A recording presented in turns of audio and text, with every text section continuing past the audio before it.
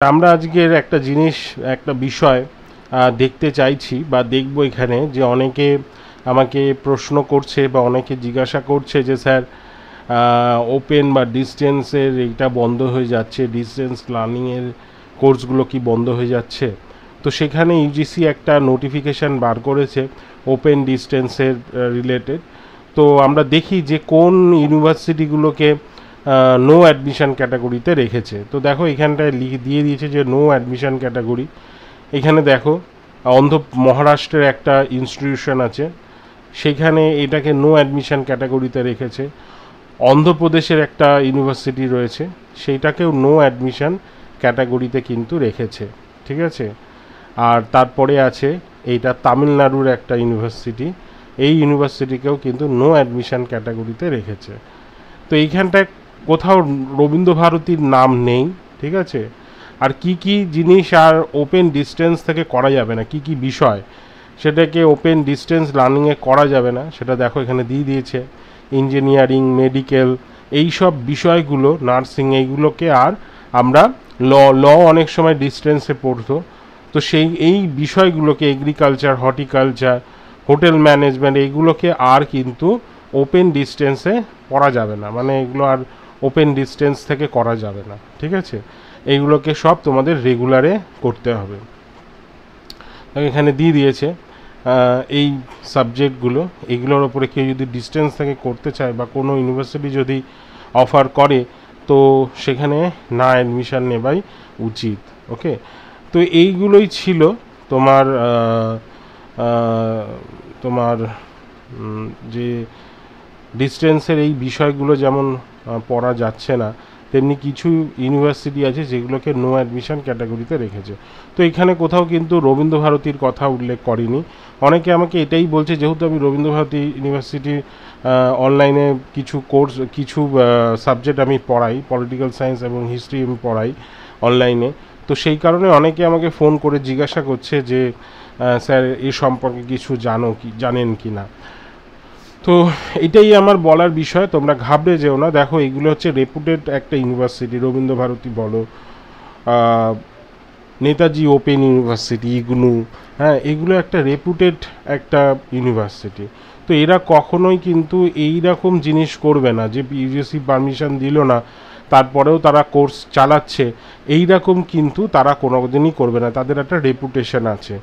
তো সেই কারণে ভয় পাওয়ার কিছু নেই। যদি ইউনিভার্সিটি, যদি ইউজিসি যদি যে পারমিশন যদি নেয় না, এরা অ্যাডমিশন নেবে না। রবীন্দ্রভারতীর এরম হয়েছে একবার, তোমার মনে হয় 2018-র পরে এরা কিন্তু কিছু কিছু ডিপার্টমেন্ট আছে যেগুলো অ্যাডমিশন হয়নি, কেন সেগুলো সেমিস্টার মোডে চালু করতে পারেনি ইউনিভার্সিটি, তাই কিন্তু সেই কয়েকটা সাবজেক্ট বা কয়েকটা ডিপার্টমেন্ট কিন্তু বন্ধ ছিল অ্যাডমিশন। তো আবার তোমাদের বেলা, মানে তোমাদের যে আগের ব্যাচ থেকে যারা ফার্স্ট সেমিস্টার দিয়েছে, এর আগের বছর যারা দিয়েছিল, এর আগের ইয়ার থেকে কিন্তু এই সেমিস্টার মোডে চালু হয়েছে। তো সেই হিসেবে রবীন্দ্রভারতীর সবকটা ডিপার্টমেন্টই এখন কিন্তু সেমিস্টার মোডেই হচ্ছে, পড়াশোনা হচ্ছে, পঠন পাঠন হচ্ছে। এবং রবীন্দ্রভারতীর ডিস্টেন্সের যা সিলেবাস, রেগুলারে একই সিলেবাস কিন্তু পড়ানো হয়। তো ঘাবড়াবার কিছু নেই।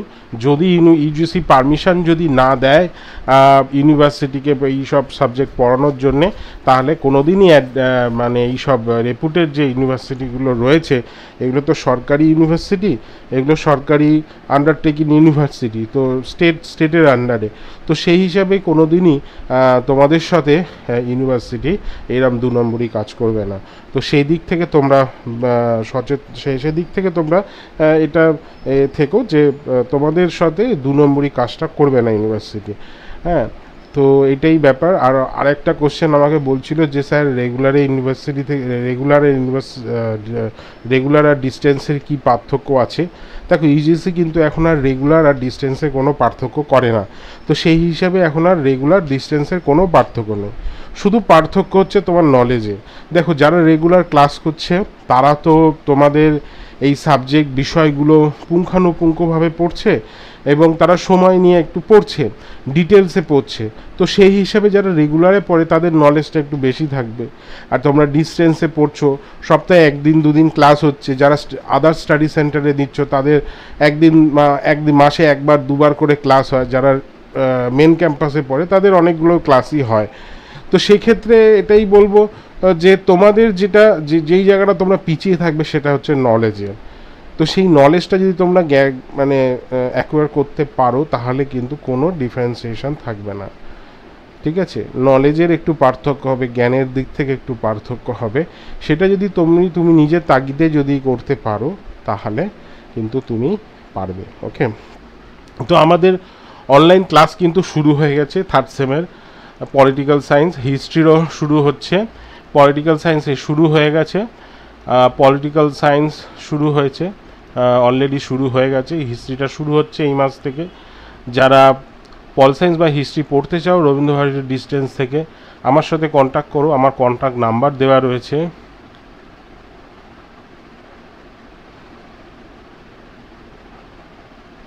তো এই হচ্ছে আমার কন্ট্যাক্ট নাম্বার, আমার কন্ট্যাক্ট করতে পারো আমাকে পড়ার জন্যে। আমি কিন্তু নোট দিই না, এটা বারে বারে আমি বলে দিচ্ছি যে আমি নোট দিই না।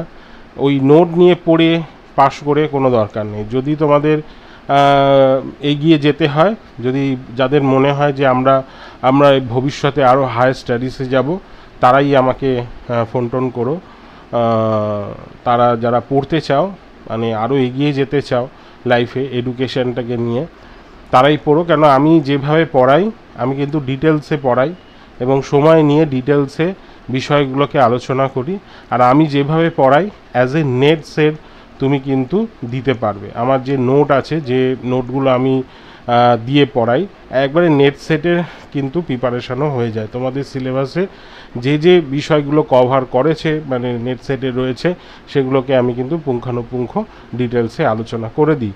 এবং তুমি কিন্তু এটা মানে পড়লে তোমার নেট সেটও কিন্তু ক্লিয়ার, মানে নেট সেটের সম্পর্কে মানে যেসব টপিকগুলো নেট সেটে রয়েছে তোমার সিলেবাস থেকে সেগুলো কিন্তু তুমি ডিটেলসে জানতে পারবে। তো যদি কেউ পড়তে চাও পল সায়েন্স বা হিস্ট্রি, তাহলে এই নাম্বারে যোগাযোগ করো, তাড়াতাড়ি যোগাযোগ করো, কারণ এরপর থেকে অ্যাডমিশন বন্ধ হয়ে যাবে। ওকে, তো তোমাদের আশা করি সব কোশ্চেনের অ্যান্সার আমি দিয়েছি, এবং যদি আরও কিছু জানার থাকে আমাকে ফোন করতে পারো। ধন্যবাদ, সকলে ভালো থাকবে, সুস্থ থেকো।